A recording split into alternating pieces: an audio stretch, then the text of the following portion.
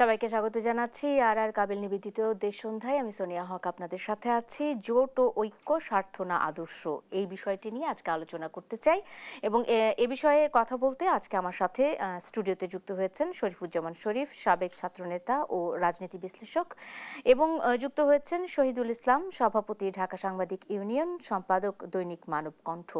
দুজনকেই স্বাগত জানাচ্ছি এবং যেমনটা বলছিলাম, জোট ও ঐক্য, স্বার্থ না আদর্শ। আমরা নির্বাচন যত ঘনিয়ে আসছে, মানে ক্ষণগণনা গতকাল থেকে শুরু করেছি 30 দিনের, আমরা যদি আলোচনাটা শরীফুজ্জামান শরীফ আপনাকে দিয়ে শুরু করতে চাই, সেক্ষেত্রে আমরা দেখতে পাচ্ছি এবারে ভোটের ফসল মাঠে তুলতে অনেকগুলো জোটের আবির্ভাব হয়েছে। অনেকগুলো, 4টি মূলত বড় জোট, এবং সেখানে 2টি জোটের মধ্যে বেশ ভালো একটা মানে প্রতিযোগিতা বা প্রতিদ্বন্দ্বিতার কথা বলা হচ্ছে। এমনটাই সকলে মানে আশা করছেন যে একটা প্রতিদ্বন্দ্বিতামূলক একটা নির্বাচন হতে যাচ্ছে। কিন্তু অনেক ক্ষেত্রেই এই জোটগুলো গঠন হওয়ার নিয়ে এক ধরনের মানে সমালোচনাও রয়েছে। আমি শুরুটাই যদি আপনাকে এই বিষয়টা দিয়ে করতে চাই, জোট ও ঐক্য, স্বার্থ না আদর্শ, এই বিষয়টি নিয়ে আপনার বিশ্লেষণ কি বলছে? ধন্যবাদ আপনাকে, ধন্যবাদ দর্শক শ্রোতাদেরকে, আমার সাথে আলোচককে শুভেচ্ছা। নির্বাচন এলে আমাদের এখানে জোট হয় এবং এই জোটের ক্ষেত্রে বেশিরভাগ ক্ষেত্রে দেখা যায় যে আদর্শের জায়গাটা খুব বেশি গুরুত্ব পায় না, কৌশলের জায়গাটা গুরুত্ব পায়, এবং সেটা বলাও হয় যে আমরা এদের সঙ্গে যে জোটটা করেছি এটা কৌশলগত জোট। তবে রাজনীতিতে আদর্শটা সবার উপরে থাকা উচিত। আমাদের এখানে যতগুলো রাজনৈতিক পরিবর্তন এসেছে বিভিন্ন সময়, প্রায় প্রত্যেকটি পরিবর্তনের পেছনে আসলে একটা আদর্শিক কারণ ছিল। সেটি আপনি মুক্তিযুদ্ধের সময়ের কথা বলেন, সেটিকে আপনি 90-এর গণ অভ্যুত্থান বলেন, সেটি 24-এর জুলাইয়ের যে অভ্যুত্থান বলেন, প্রত্যেকটার পেছনে একটা মহৎ উদ্দেশ্য ছিল, এবং এই উদ্দেশ্যটা হলো দেশের মানুষকে তুলনামূলকভাবে একটু ভালো রাখা। কিন্তু নির্বাচনকে সামনে রেখে এখানে যে জোটগুলো হচ্ছে, এই জোট যে আজকেই প্রথম হলো তা না।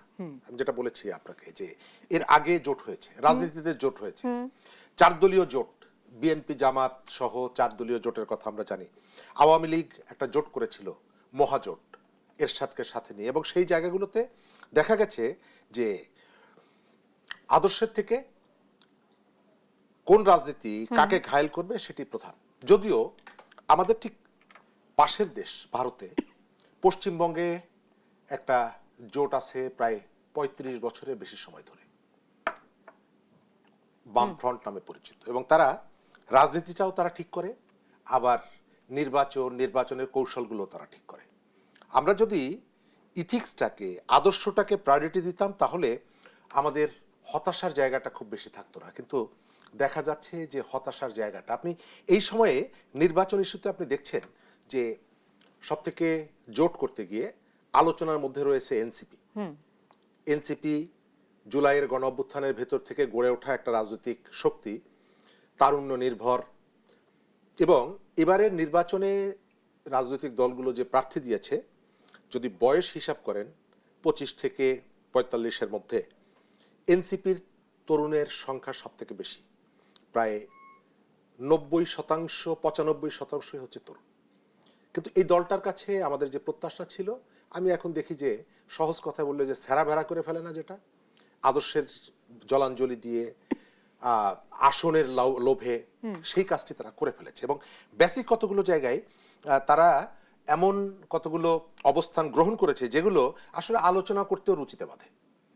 আপনি নতুন রাজনীতির কথা বললেন, আপনি একাধিক রাজনৈতিক দলের সাথে গোপনে গোপনে বৈঠক করলেন, তাহলে আপনার নতুন যে রাজনীতির কথা বলে যে তরুণদেরকে রাস্তায় নামিয়েছিলেন, আপনি যদি বলতেন যে আমাদের এই জোটটা আমরা যেখানে সুবিধাটা পাবো সেখানে যাব।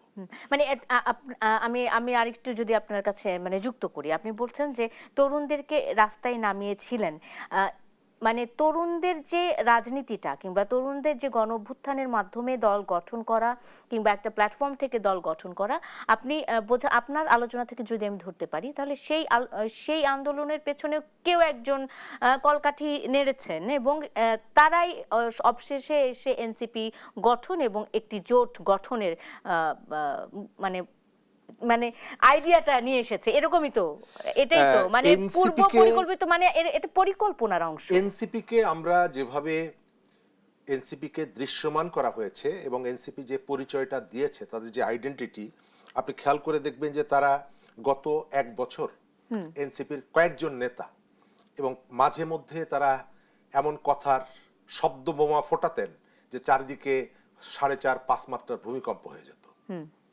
যাদের সম্পর্কে এই কথাগুলো তারা বলতেন, শেষে এসে দুটো দলের সাথেই তারা গোপনে সলা পরামর্শ করেছে, আলোচনা করেছে।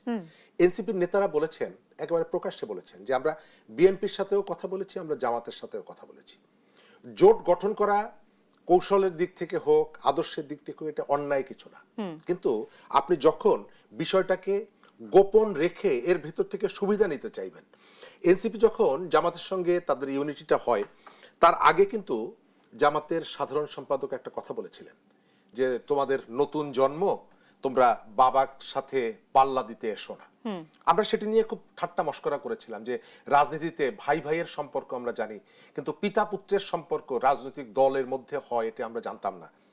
এবং আমার এখনো মনে আছে যেদিন এই উক্তিটি তিনি করেছিলেন, এনসিপির একাধিক নেতা আমি একাধিক টেলিভিশনে দেখেছি, তারা তীব্রভাবে তার সমালোচনা করেছে। কিন্তু শেষকালে এসে গিয়ে দেখা গেল 30টা আসনের বিপরীতে 30টা আসনের পরিবর্তে আমরা এখন পর্যন্ত জানি না আসলে আসন সমঝোতায় কতটুকু পাবে এনসিপি, কিন্তু আমরা ধরে নিতে পারি যে 30টা আসনের সমঝোতা হচ্ছে, যেহেতু বাজারে এই কথাটাই চল রয়েছে। সেক্ষেত্রে 270টা যে আসন রয়েছে সেখানে আসলে কোনো না কোনোভাবে জামাতের জন্যই প্রচার চালাতে হবে পুরোটা নির্বাচনের সময় জুড়ে, যেটি আসলে এনসিপির আদর্শ যেটি তারা আমাদেরকে দেখাতে চেয়েছিল সেটির সাথে একরকম হবে কিনা বা সেটির স্বার্থ মানে একেবারে বিরুদ্ধে যাবে কিনা সে বিষয়টি নিয়ে একটি প্রশ্ন থেকে গেল। আমি ফিরবো শরীফুজ্জামান শরীফ, শহীদুল ইসলামের কাছে চলে যেতে চাই। এই যে ঐক্য গঠন করা কিংবা জোট গঠন করা, মানে আমরা বিভিন্নভাবে শুনি কথার ফুলঝুরি, আমাদের কাছে জনতাই মুখ্য, জনতাই মুখ্য, জনতাই মুখ্য, জনতাই মুখ্য, এবং সবশেষে গিয়ে দেখা যায় যে শুধুমাত্র ভোটের জন্য কিংবা সংসদে যাওয়ার জন্য কিংবা সেই সবুজ চেয়ারটিতে বসার জন্য এটি আকাঙ্ক্ষার সবচাইতে বড় জায়গা তৈরি হয় এবং তারা রাজনৈতিক দলগুলো নিজেদের একেবারেই আদর্শ বিবর্জিত হয়ে গিয়ে স্বার্থ হাসিলের চেষ্টা করে।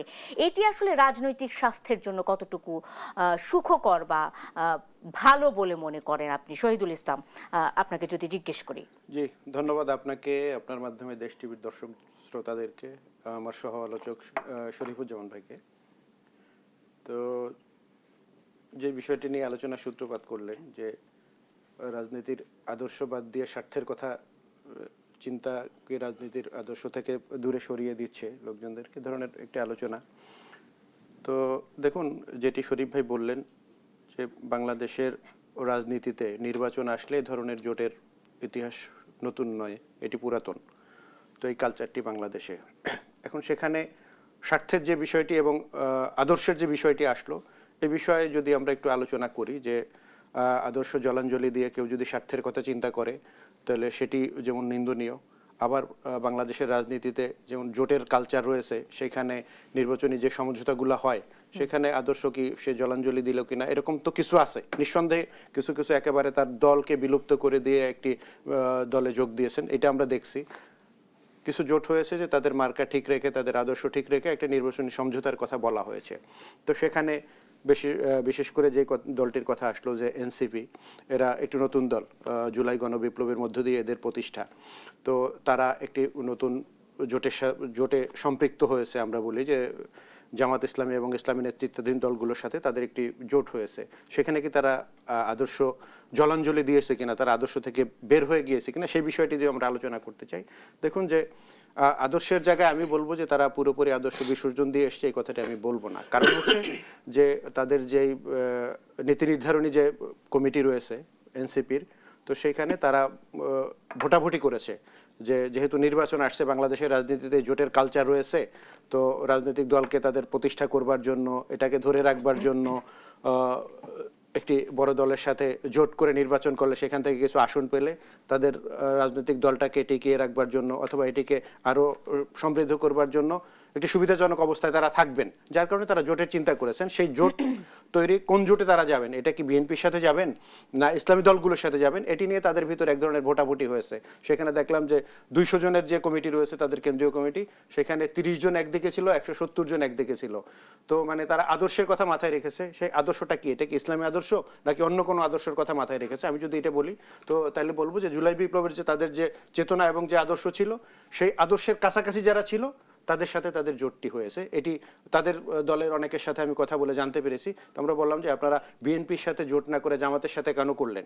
কারণ যদি স্বার্থের কথা চিন্তা করতো তাহলে আমরা এখনো হিসাব করি, অনেকে বিএনপিকে বাংলাদেশে বড় দল মনে করে, বিএনপিও দাবি করে যে তারা বড় দল। তো যদি স্বার্থের কথা চিন্তা করতেন তারা, তাহলে তারা আমাকে যেটি বুঝাতে চাইলেন যে আমরা স্বার্থের কথা চিন্তা করলে বিএনপির সাথে জোট করতাম। কিন্তু আদর্শিকভাবে বিএনপির চেয়ে জামাতের সাথে, ইসলামী দলগুলোর সাথে আমাদের যে চিন্তার ঐক্যের জায়গাটা বেশি, যার কারণে আমাদের মানে সিদ্ধান্ত হয়েছে। আদর্শিকভাবে মানে এটা কি জুলাই অভ্যুত্থানের আদর্শের কথা তারা বলছে নাকি জুলাই অভ্যুত্থানের আদর্শের কথা বলেছে? এই সাথে তারা যে একটা বিষয়টি নিয়ে আসছে, ধর্মভিত্তিক একটা রাষ্ট্রকল্পর যে বিষয়টি রয়েছে জামায়াতে ইসলামের, সেটির সাথে না না, আমি একটু বলি, সেটি তারা জুলাই বিপ্লবের চেতনার সাথে আদর্শের কথা তারা বলেছে। যে জুলাই বিপ্লবের যে চেতনা আছে সেখানে তারা গণভোটের বিষয়টি এনেছে, যে গণভোটের সাথে জামাত গণভোটের পক্ষে রয়েছে, পক্ষান্তরে বিএনপির অনেক নেতা এখনো গণভোটের বিপক্ষে রয়েছে। সেই জায়গাটি, কারণ যারা জুলাই বিপ্লবের সাথে ছিল তাদের এই জুলাই বিপ্লবের এই বিষয়টি নিয়ে তাদের একটা চিন্তার জায়গা তো রয়েছে, তাদের একটা শঙ্কার জায়গা রয়েছে। যদি গণভোটে হাবর জয়যুক্ত না হয় তাহলে এই জুলাই বিপ্লবীদেরকে আইনের কাঠগড়ায় দাঁড় করানো হবে। সেক্ষেত্রে যারা এই হাবটের পক্ষে রয়েছে এটাও তাদের সাথে আদর্শগত একটা মিল রয়েছে। বিএনপি কি হাবটের পক্ষে নয়? বিএনপির এক গ্রুপ হাবটের পক্ষে, আর এক গ্রুপ আছে না ভোটের পক্ষে। আপনার যদি আলোচনা দেখেন, দলের চেয়ারম্যান পর্যন্ত নিশ্চিত করেছে বিষয়টি। এটা আমি সেটি নিশ্চিত করেছে। আবার দলের অনেক বড় বড় নেতা তারা না ভোটের পক্ষে ভোট চাইছে, এরকমও হচ্ছে। যার কারণে সেটা একটা শঙ্কার জায়গা রয়েছে, সন্দেহের জায়গা তাদের ভিতরে হয়তো তৈরি হয়েছে, যার কারণে তারা আদর্শিক জায়গা থেকে এই চিন্তাটা করেছে যে আমাদের জুলাই ঐক্যের সাথে, মানে জুলাই বিপ্লবের সাথে যাদের চিন্তার মিল রয়েছে তাদের সাথে আমাদের এই জোটটা হওয়া দরকার। তো আমি বলবো যে আদর্শকে পুরোপুরি জলাঞ্জলি না দিয়েই তারা এই জোটটি করেছে এবং এটা নির্বাচনী সমঝোতা এবং নির্বাচনী জোট হিসেবে তারা চিহ্নিত করেছে। এবং জামাতের পক্ষ থেকে আমরা এটা বলতে শুনেছি, আমরা আলোচনা করেছি যে হ্যাঁ, নির্বাচন আসছে, এটা একটি নির্বাচনী জোট আমাদের। তো এই নির্বাচন হওয়ার পরে এরপরে কার কি অবস্থা সেটা নিয়ে আমরা চিন্তা করব, এটা কি আদর্শিক জোট নাকি এটি স্বার্থের জোট। জুলাই সনদে স্বাক্ষরের ক্ষেত্রেও কিন্তু জামাত এবং এনসিপির মধ্যে যে মানে রাত পর্যন্ত আমরা দেখেছি, যে আমরা যদি ওই দিনকার কথাটা চিন্তা করি, রাত পর্যন্ত দেখেছি আমরা যে জামাত জুলাই সনদে স্বাক্ষর করবে না আইনি ভিত্তি ছাড়া। এটা এনসিপির সাথে তাদের এক ধরনের সমঝোতা ছিল। সকালবেলাতে দেখা গেল যে তার পুরোপুরি উল্টো চিত্র, মানে জামাত ঠিকই সই করলো, এনসিপি কিন্তু এখন পর্যন্ত স্বাক্ষর করতে পারেনি জুলাই সনদে। তো সেক্ষেত্রে আসলে এই যে সমঝোতার কথাটা বলা হচ্ছে, জামাতকে কতটুকু বিশ্বাস করে এনসিপি এগোতে পারে?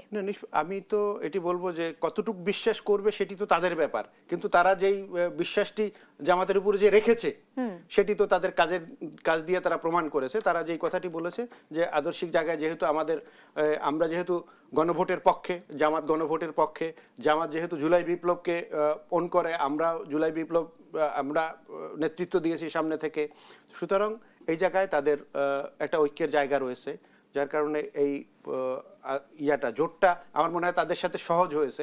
এটি বিএনপির সাথেও হতে পারতো, কারণ বিএনপির সাথে না হওয়াতে আপনি দেখবেন যে বেশ কয়েকজন পদত্যাগ করেছে।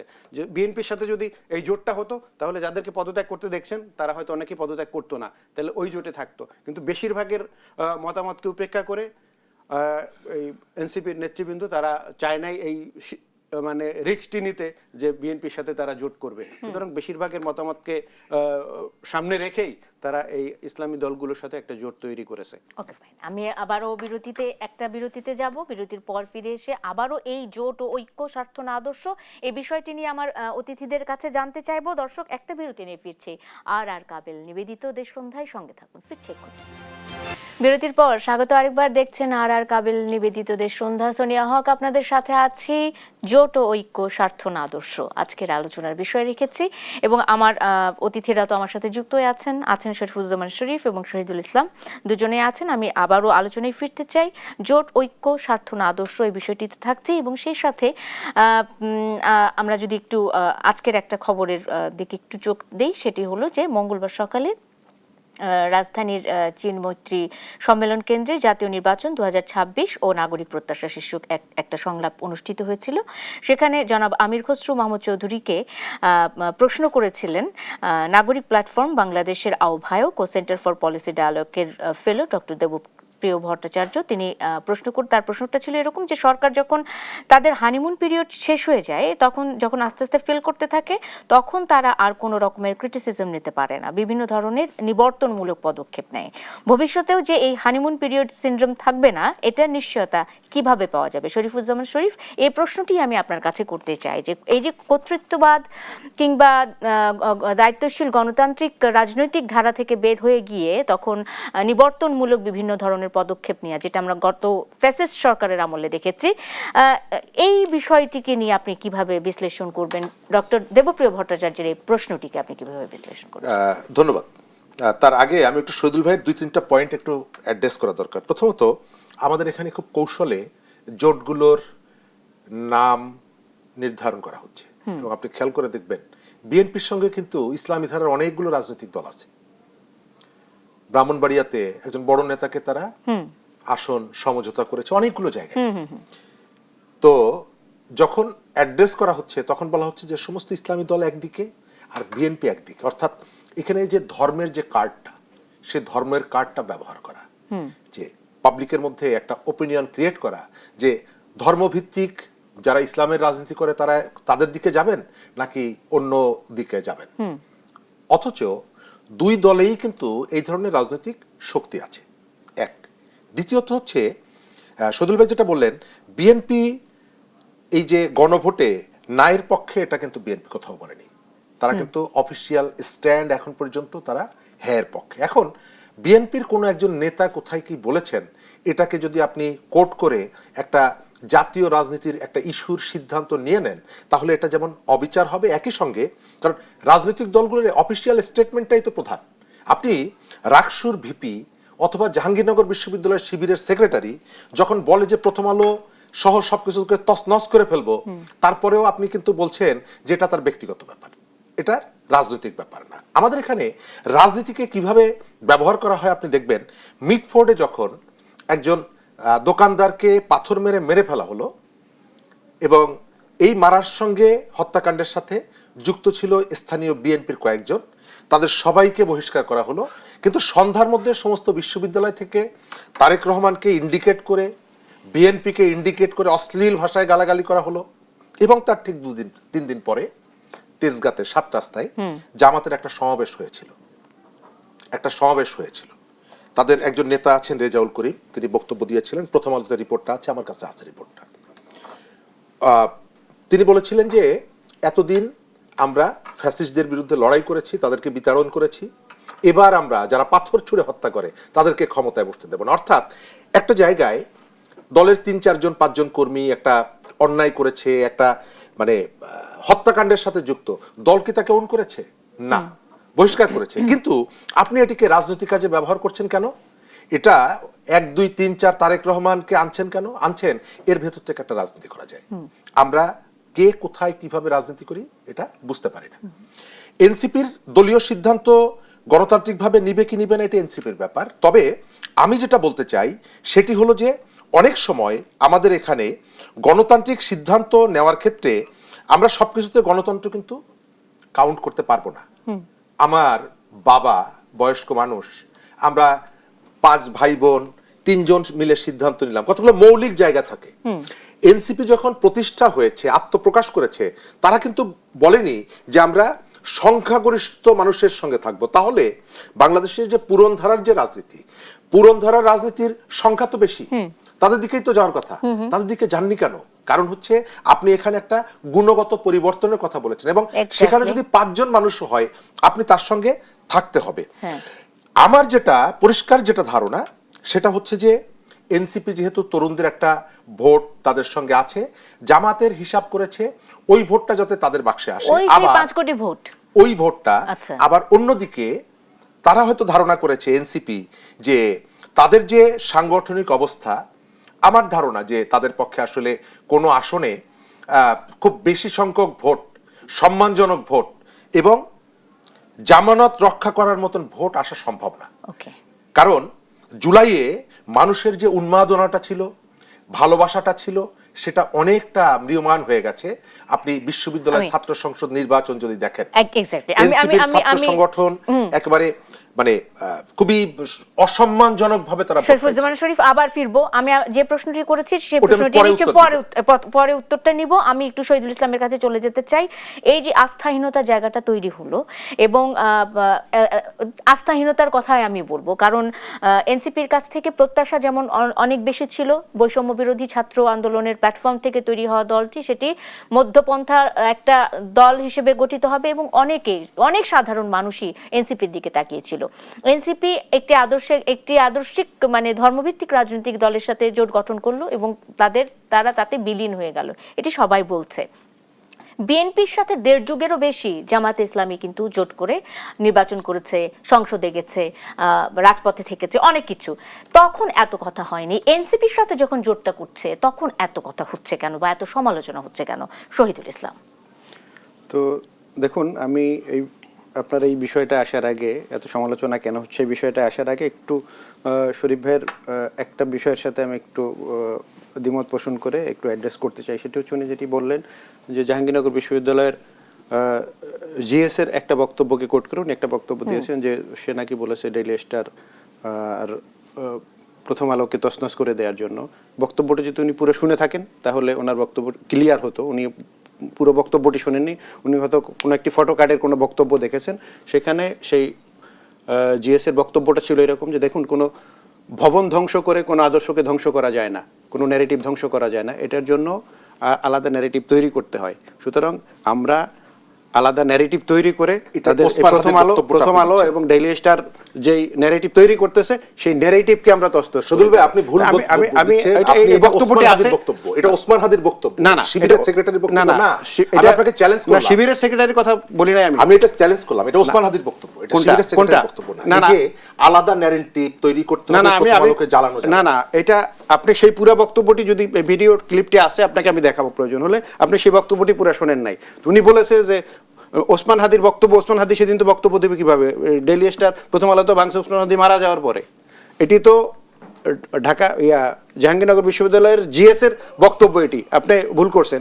সে জিএস বলেছে যে কোনো ভবন ভেঙে কোনো আদর্শকে, কোনো ন্যারেটিভকে তছনছ করা, পরাজিত করা যায় না। এটি করতে হলে আলাদা ন্যারেটিভ তৈরি করে তাদের ন্যারেটিভকে তছনছ করে দিতে হবে। বক্তব্যটি ছিল এইরকম।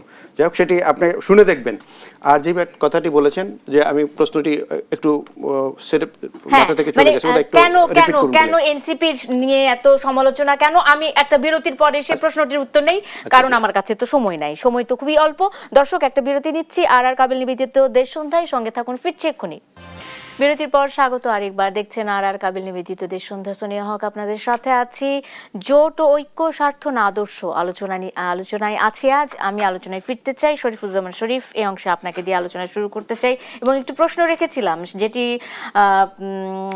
পলিসি সেন্টার ফর পলিসি ডায়ালগের ফেলো ডক্টর দেবপ্রিয় ভট্টাচার্য আমির খুসরো মাহমুদ চৌধুরীকে করেছিলেন, যে সরকারের হানিমুন পিরিয়ড শেষ হলে যখন তারা আসলে বিভিন্ন কাজে ফেল করতে থাকেন, তখন তারা আর কোনো রকমের সমালোচনা সহ্য করতে পারেন না, বিভিন্ন ধরনের নিবর্তনমূলক পদক্ষেপ নেয়। রাজনীতিবিদদের জবাবদিহিতার কথা অনেকেই বলছেন। শরীফুজ্জামান শরীফ। ধন্যবাদ। আমাদের যে দর্শকরা শুনছেন, এর আগে যে আমরা যে পয়েন্টটা নিয়ে বাহাসে যুক্ত হয়েছিলাম, তাদের কাছে নিশ্চয়ই তথ্যগুলো আছে, সুতরাং আমি তার ভেতরে যাচ্ছি না। তবে আমি মনে করি যে আমি শহীদুল ভাইয়ের যে তথ্যটাকে আমি কারেকশন করেছি, আমি আমার পয়েন্টে ঠিক আছি। সেকেন্ড জায়গাটা হচ্ছে এর যে বক্তব্যটা আজকে সিপিডি শুধু না, গত অনেক দিন ধরে সরকারের সংস্কার কার্যক্রমে যারা যুক্ত আছেন তাদের বিভিন্ন জায়গার পক্ষ থেকে এই বক্তব্যগুলো দেওয়া হচ্ছে। গত দুদিন আগে টিআইবির বাংলাদেশের যিনি দায়িত্বে আছেন ডক্টর ইফতেখারুজ্জামান, তিনি নিজেও বলেছেন যে সরকার সংস্কার কর্মসূচির নামে যা করছে তার মধ্যে একটা বড় অংশ হলো জনগণকে ধোঁকা দিচ্ছে। কারণ এখন পর্যন্ত সংস্কার কোনো একটি জায়গায় কোনো দৃশ্যমান কোনো উদ্যোগ নেই, এবং যে এজেন্ডাগুলোকে অ্যাড্রেস করা হচ্ছে সব হলো শহরের মানুষের। শহরের গরিব মানুষ, গ্রামের গরিব মানুষ, এরা কেউই সরকারের গণনার মধ্যে গোনার মধ্যে আসছে না এবং সরকার এদের জন্য কোনো ধরনের কোনো দায়িত্বশীল যে কোনো পদক্ষেপ তারা গ্রহণ করছে না। তাদের পুরো আলোচনাটাই হলো কোন কোন জায়গাটা পরিবর্তন করতে হবে, কাকে মারতে হবে, কাকে ফাঁসি দিতে হবে, কাকে পিটিয়ে মেরে ফেলতে হবে, এই জায়গাটায়। এবং সরকারের সমালোচনা করলে সরকার তার উপরে তেড়ে বসছে। বিএনপির একজন নেতা তাকে বিনা বিচারে যে হেফাজতে মারা গেল, এই ধরনের এর আগে অনেকগুলো ঘটনা ঘটেছে। আমরা শেখ হাসিনার বিরুদ্ধে যতগুলো জায়গায় আমরা সমালোচনার জায়গা ছিল, তার একটা গুরুত্বপূর্ণ জায়গা ছিল যে শেখ হাসিনার সময় অসংখ্য মানুষ বিনা বিচারে পুলিশ কাস্টডিতে মারা গেছে। আমি সেই ঘটনার পুনরাবৃত্তি দেখছি এবং এটি যে প্রথম তা না, এর আগেও ঘটনা ঘটেছে, বিচারের জায়গা হয়নি। সব থেকে আপনি নির্বাচন রাজনীতি যাই বলেন না কেন, আজকে আমাদের প্রধান উপদেষ্টা একটা অনুষ্ঠানে যে বক্তব্য দিয়েছে, এরপরে আপনার নির্বাচন কি করবেন, কি করার প্রয়োজন, এটি নিয়ে কোনো আলোচনারই প্রয়োজন থাকে না। কেন? তিনি যে পজিশন থেকে যে কথা বলেছেন, এটা কি তিনি বলতে পারেন? তিনি বলেছেন তরুণরা একটি রাজনৈতিক দল গঠন করেছে, তারা নির্বাচনে অংশগ্রহণ করছে এবং তারা জিতবে। আপনার নির্বাচনী কার্যক্রম এখনো শুরু হয়নি, প্রচারণা শুরু হয়নি। এই তথ্যটি তিনি কোথায় পেলেন? কে তাকে তথ্য দিল? সরকার কি গোপনে কোনো সার্ভে করাচ্ছে? নাম্বার 1। নাম্বার 2 হচ্ছে তরুণরা জিতবে, তার ভেতর থেকে তিনি নির্বাচনের আগে একটা বার্তা দিয়ে দিলেন যে ভোটটা কোন দিকে দিতে হবে। যে কাজটি অসংখ্য ধন্যবাদ শরীফুজ্জামান শরীফ, একেবারে তার শপথ লঙ্ঘন। ধন্যবাদ। এবং তার সরকার আগামী নির্বাচনটাকে শুরু থেকে যে প্রশ্নের মুখে ঠেলে দিল, নিশ্চয়ই তার রাজনীতিতে এই বক্তব্যটা এটি সুখকর হবে। অবশ্যই। অসংখ্য ধন্যবাদ শরীফুজ্জামান শরীফ। আমি একটু শহীদুল ইসলামের কাছে চলে যেতে চাই। যে প্রশ্নটি আপনার কাছে রেখেছিলাম যে বিএনপির সাথেও তো জোট ছিল জামায়াত ইসলামের, তখন এত প্রশ্ন ছিল না, এত সমালোচনা ছিল না, এখন কেন এত সমালোচনা হচ্ছে? দেখুন, সমালোচনা, রাজনীতিতে সমালোচনা এবং বিরোধিতা কখন আসে? আপনি দেখবেন যে একটি জোট হলে সেই জোটকে যখন সে আরেকটি জোট প্রতিদ্বন্দ্বী মনে করে, তখন তাদের নানা ধরনের দুর্বল পয়েন্টগুলো সামনে আনবার চেষ্টা করে, তাদের প্রতিপক্ষকে ঘায়েল করবার জন্য নানা ধরনের বিরোধিতা আসে। এটা বাংলাদেশের রাজনীতিতে নতুন নয়, এটি আসে এবং আসবে, সামনেও আসবে। সুতরাং বিএনপির সময়, বিগত সরকারের সময় যখন বিএনপির সাথে জামাতের জোট ছিল, তখন এই সমালোচনাগুলো আসেনি। তো এটি তখন একদিকে ছিল আওয়ামী লীগের মতো একটি বড় শক্তি, আর একদিকে বিএনপি এবং জামাত একসাথে ছিল। তো তখন সমালোচনা, আওয়ামী লীগের পক্ষ থেকে সমালোচনা আসছে, সমালোচনা আসে নাই এটা না, তারা নানা ধরনের সমালোচনা করেছে। তো তখন যখন প্রথম জোট হয়, বিএনপি জামাতে বিলীন হয়ে যায়নি, না এরকম কোনো প্রসঙ্গ আসেনি। না, এরকম কোনো প্রসঙ্গ আসেনি। এবং এনসিপি জামাতে বিলীন হয়ে যাচ্ছে এমন প্রসঙ্গ আসছে। ও আচ্ছা, এটা যারা বলতেছে, আমি জানি না এটা কেন তারা বলতেছে যে জামাতে বিলীন হয়ে যাচ্ছে। এটা কি তারা স্বীকার করতেছে যে আমরা জামাতে বিলীন হয়ে তারা তাদের যে দলীয় প্রতীক, তাদের যে দলীয় আদর্শ, সেটি কি তারা বিসর্জন দিয়েছে? এটি যদি ধরেন যে গণ অধিকারের কথা বলেন, সেখানে তারা, আমার মনে হয় যে তাদের মার্কাকে সারেন্ডার করে বিএনপির ধানের শীষ মার্কা তারা নিয়েছে। এটি তাদের ব্যাপারে প্রযোজ্য হতে পারে। আমার মনে হয় যে এটি এনসিপি অথবা বাংলাদেশ ইসলামী আন্দোলন, খেলাফত মজলিস, তাদের ব্যাপারে এই বিষয়টি একরকম করে দেখবার সুযোগ নেই। কারণ হচ্ছে যে তারা তাদের দলীয় প্রতীক ঠিক রেখেছেন, নির্বাচনী সমঝোতা করেছেন, সেটি তারা বলেছেন যে আমাদের দলীয় প্রতীক ঠিক থাকবে। এটি একটি নির্বাচনী সমঝোতা এবং এটি নির্বাচনে জেতার জন্য তাদের একটি কৌশল। নির্বাচনে জেতার জন্য তাদের একটি কৌশল। যে কথাটি তিনি তার যে জায়গাটা ঠিক বললেন, সেখানে না, সেই জায়গাটি আমি ওনাকে অনুরোধ করবো যে প্রথম আলো 19 তারিখের প্রথম আলো, 19 ডিসেম্বরের প্রথম আলোটি পড়ে দেখবেন। ওই বিষয়টিতে যে ছায়ানট এবং ডেইলি স্টারের ব্যাপারে যে কথাটি আসছে, ওই প্রথম আলো নিউজটি শেষের দিকে বিস্তারিত ব্যাখ্যাটি দেয়া আছে, সেটি পড়লে ওনার কাছে পরিষ্কার হয়ে যাবে এটি কি বলেছিলেন সেদিন। অসংখ্য ধন্যবাদ শহীদুল ইসলাম। অবশ্যই নিশ্চয়ই যে কনফিউশন আছে সেগুলো আমাদের দূর হবে, যার যার জায়গা থেকে। হ্যাঁ, শেষ হয়ে গেছে। সেকেন্ড একটু দেন। শহীদুল ভাই কিন্তু বেশ ভুল তথ্য দিলেন।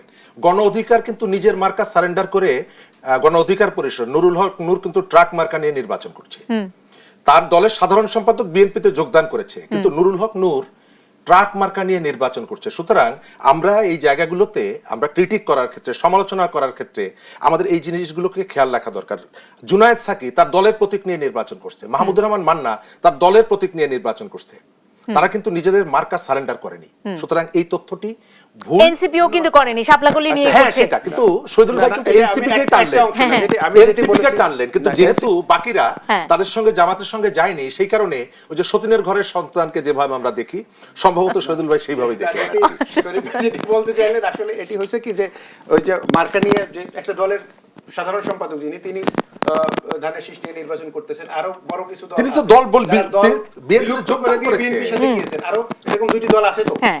না, কিন্তু গণ অধিকার পরিষদ তো বিলুপ্ত করেনি। অসংখ্য ধন্যবাদ, অসংখ্য ধন্যবাদ। আজকের মতো শেষ করতে হবে নিশ্চয়ই। এই আমাদের আলোচনা চলবে নির্বাচনের আগের দিন পর্যন্ত, আমরা আমাদের আলোচনা চালিয়ে যাব। শহীদুল ইসলাম এবং শরীফুজ্জামান শরীফ দুজনকে ধন্যবাদ জানিয়ে আজকের মতো শেষ করতে চাই। আর কাবেল নিবেদিত দেশ সন্ধ্যা সাথে থাকার জন্য আপনাদেরও ধন্যবাদ।